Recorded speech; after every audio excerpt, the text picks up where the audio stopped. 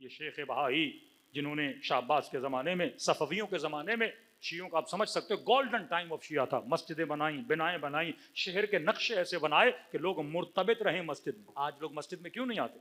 आगा कराती 18 पॉइंट्स बताते हैं मस्जिद की वैल्यू इस्लाम के अंदर। सियासी फैसले मस्जिद में, निकाह मस्जिद में, अगर कोई फ़कीर व गरीब है खाना नहीं मिलता मस्जिद में आएगा, ऐसे खाना दिया जाएगा। अगर कोई मुसाफिर है सोने की जगह नहीं, मस्जिद में आएगा सोएगा। किसी को मसला है, झगड़े हुए, फैसले, सारा कुछ मस्जिद मतलब कोर्ट भी था, लोगों के फैसले करते थे। किसी ने जिहाद पे जाना है, सारे फैसले मस्जिद में। आज मस्जिद का एक ही काम है, मस्जिद में सिर्फ या मजलिस होती है या मस्जिद में नमाज पढ़ाई जाती है। लोगों का कनेक्शन मस्जिद के साथ कट चुका है। इस्लाम में मस्जिद की वैल्यू और थी, थिंकिंग ऑफ मस्जिद और थी। वो वैल्यू अगर बाकी रहती, लोग दीन के साथ जुड़े रहते। ये मशहूर है शेख भाई का वाकया। जब ये इमाम रज़ा का हरम बना रहे थे तो बिल्डिंग्स बना रहे थे, दरवाज़ा मौला का बन रहा था। शाह अब्बास हरम के विजिट के लिए आया। क्या देखा, अभी तक इमाम का दरवाज़ा नहीं बना, कई दिन गुजर गए। तो पूछा मजदूरों से कि दरवाज़ा क्यों नहीं बना? तो कहा कि शेख भाई ने हमें रोकने को बोला है। तो बादशाह था, इन्होंने ऑर्डर दिया कि छोड़ दो शेख भाई को, दरवाज़ा कंप्लीट करो। इन्होंने बोल दिया, मजदूरों ने सारा दरवाज़ा बना के कंप्लीट कर दिया। या पीछे से शेख भाई आए, उन्होंने मजदूरों का, जनाब मैंने मना किया था दरवाज़ा ना बनाओ, तुमने क्यों बनाया? किबला आपने कहा ना बनाओ, बादशाह साहब कह रहे हैं बना दो, हम हुक्म के पाबंद हैं, हमने दरवाज़ा कंप्लीट कर दिया। ये गए बादशाह के पास, शाहबाज साहब आपने क्यों ऑर्डर दिया? मैंने रोकने को बोला था। इन्होंने कहा कि कल मेरे ख्वाब में इमाम रज़ा आए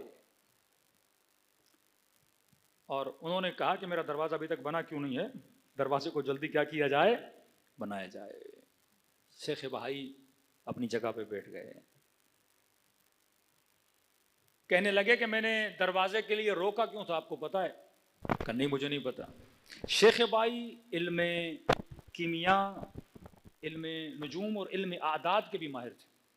आज भी इनकी किताबें मौजूद हैं, तावीज़ के हवाले से, अमलियात के हवाले से, ये बहुत ज़्यादा माहिर थे। तो इन्होंने कहा कि मैंने एक तावीज़ लिखा था और उस तावीज़ को मैंने दरवाजे के अंदर डालना था, और वो तावीज़ ऐसा था कि इमाम रज़ा के हरम में कोई भी गुनहगार दाखिल न हो सके। मतलब इस हरम में वही दाखिल होगा जो साहिबे तकवा होगा। लेकिन कई दिनों से मुझे देर हो रही थी, वो तावीज़ मजदूरों को दूं और दरवाजे के अंदर उसकी चुनाई की जाए ताकि कोई ना आ सके। और आज आप इमाम रज़ा आपके ख्वाब में आए हैं, उन्होंने कहा दरवाज़ा बना दो। तो गोया मौला ने पैगाम दिया कि जनाब मेरा हरम सिर्फ मुत्तकियों के लिए नहीं है, ये हरम बनते ही इसीलिए हैं ताकि गुनहगार आए और हरम से होर होके बाहर चला जाए। हा? इस कदर मेमारी की मेहनत, अगर आप जाएंगे उस ज़माने की मेमारी को देखेंगे, आप परेशान होंगे कितनी तरक्की पर थे। लेकिन शाह अब्बास के जाने के बाद, सफ़वियों की हुकूमत के गिरने के बाद, इन्होंने बड़ी बड़ी बैंक्स की बिल्डिंग्स बनाई, वो पूरा नक्शा ख़त्म किया। इन्होंने हौज़ाए इल्मिया में इल्म नुजूम पे पाबंदी डाली कि जनाब ये हौज़ा है तो यहाँ सिर्फ तुम अपना रिलीजन, दीन पढ़ाओगे, मकातब दुनियावी नहीं पढ़ाओगे। तो हौज़ों से दीनी उलूम को और दुनियावी उलूम को अलग कर दिया गया, जिसके साथ साथ नस्लें दीन से क्या होती गईं, दूर होती गईं। इस्लाम के अंदर जो कॉन्सेप्ट था, अहले बैत जो कॉन्सेप्ट देकर गए थे कि नस्लों को दीन के साथ क्या रखो, जोड़ के रखो। सल्लल्लाहु अलैहि मोहम्मद व आले मोहम्मद।